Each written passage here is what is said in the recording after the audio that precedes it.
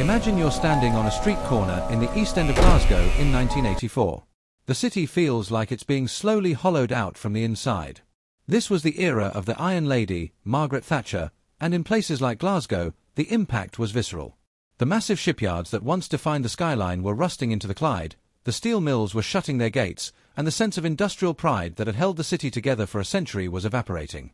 In its place came a desperate, grinding poverty, and where there is poverty and no hope, the black market moves in like a predator. But the way it moved into Glasgow was strange. It didn't come in armored trucks or hidden warehouses. It came in white vans decorated with cartoon characters and pink neon signs. This is the era of the ice cream wars, and to understand how vanilla cones turned into blood in the gutters, you have to understand the geography of the schemes. Places like Easterhouse, Ruchesy, and Garthamlock were massive housing estates built on the fringes of the city. They were concrete islands. Most of them had been built with almost no thought for amenities, no shops, no pubs, no community hubs. If you lived deep in a scheme and you ran out of milk, or bread, or nappies, you had a long, cold walk ahead of you. The ice cream vans filled that vacuum. They were essentially mobile grocery stores. But because they were unregulated and mobile, they were the perfect front for something much darker. The vans began selling more than just groceries. They became the primary distribution network for stolen cigarettes, tax-free alcohol, and eventually, the heavy stuff, heroin and amphetamines. A van could pull up to a curb, 100 people could walk up to it in broad daylight, and no one would look twice. If the police showed up, the van just chimed its bells and drove to the next block. These routes became incredibly lucrative. Some vans were pulling in thousands of pounds a week in pure profit. And when that kind of money is on the line in a city with no jobs, people will kill to protect their turf. At the heart of this storm was the Doyle family. They lived in a top-floor flat on Bannock Street in Ruchesy. They weren't gangsters. They weren't part of the heavy scene. The father, James, was a quiet man who worked hard to provide for his wife, Christina, and their 6 children. The eldest son, Andrew, was 18. Everyone called him Fat Boy, a nickname that was more affectionate than cruel. Andrew was a worker. He'd landed a job as a driver for the Marchetti family, who ran a large fleet of vans across the East End. Andrew was a rarity in that world. He was a straight driver. He refused to sell the extras. He wouldn't touch the drugs, he wouldn't sell the stolen cigarettes, and most importantly, he refused to pay protection to the local gangs who claimed the Ruchesy routes as their own. To the local hard men, Andrew wasn't just an honest kid, he was a dangerous precedent. If one driver could stand up to them and refuse to play the game, the whole system of fear they'd built would start to crack. The intimidation started slowly.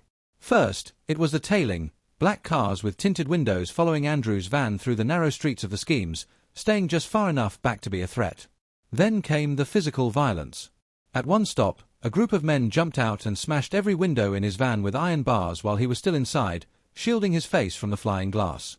On another occasion, someone pulled up alongside him and fired a shotgun blast through the side panel of the van. The message was clear: get off the route or get buried.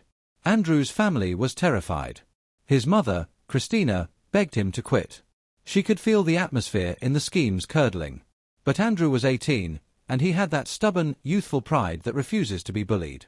He told his family that if he quit, the thugs won, and he wasn't going to let them take his livelihood. He didn't realize that in the Glasgow of 1984, the gangs didn't care about being right, they only cared about being feared. The night of April 16, 1984, was unseasonably cold. The Doyle family was packed into their flat. Because of the threats against Andrew, the family had become even closer, huddling together for safety. In the flat that night were James and Christina, their daughter Donna, who was only 11, 5-year-old Tony, 18-month-old Mark, and Andrew himself. James Jr., another son, was also there. They were all asleep by 2 in the morning. Outside, a shadow moved toward the close, the entrance to the tenement. This wasn't a random act of violence. This was a frightener. In the brutal logic of the Glasgow underworld, a frightener was a tactic used to scare someone into submission without necessarily killing them. The plan was to pour petrol through the letterbox, light it, and cause enough damage that the family would flee the estate in terror. But the person who lit that match didn't understand the architecture of death. The Doyle flat was at the top of the stairs. When the petrol was ignited, the fire didn't just stay at the door. The stairwell acted like a giant chimney, drawing oxygen up from the ground floor and funneling the heat and smoke directly into the Doyles' home. Within seconds, the hallway was a roaring furnace. The front door, the only exit, was a wall of flame. The family woke up into a nightmare. The smoke was so thick they couldn't see their hands in front of their faces.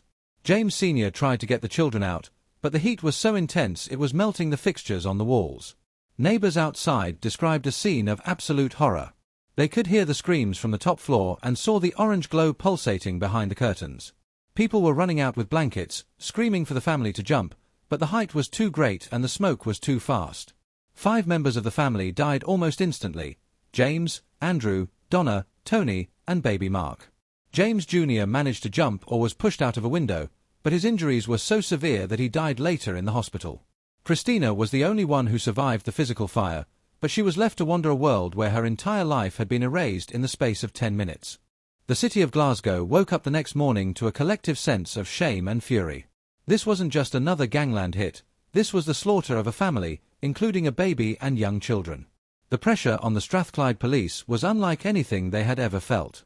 The chief constable was on the evening news every night, promising results.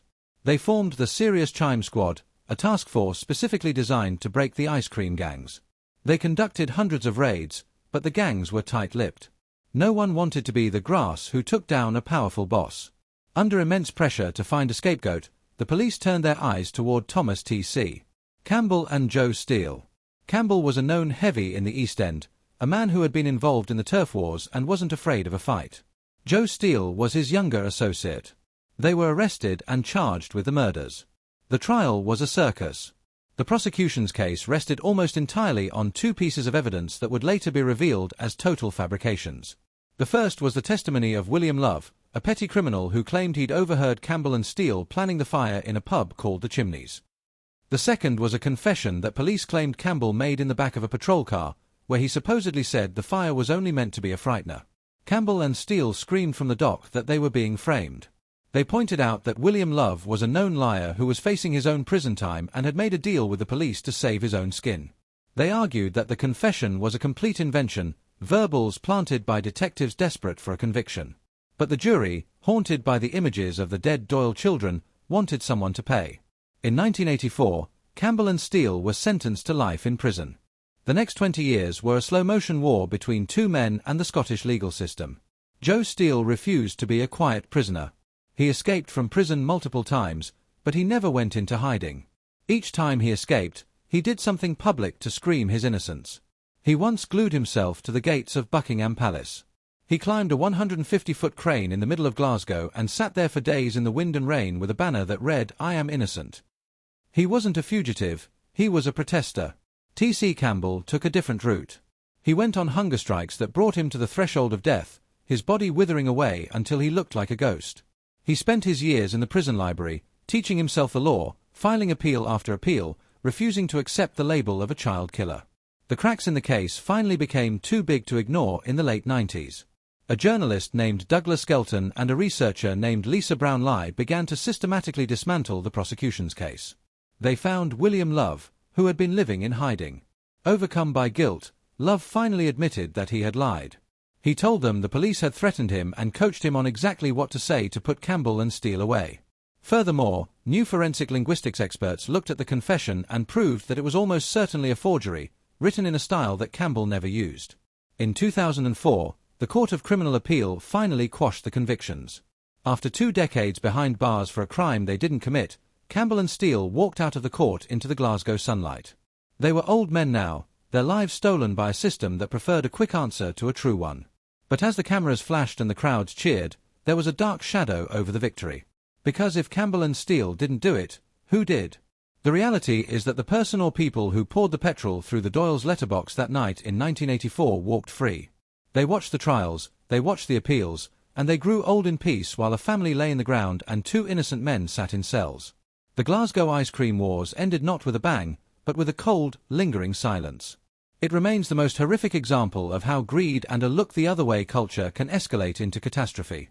The Doyles are gone, the schemes have been partially torn down and rebuilt, and the white vans still chime their bells through the streets of Glasgow.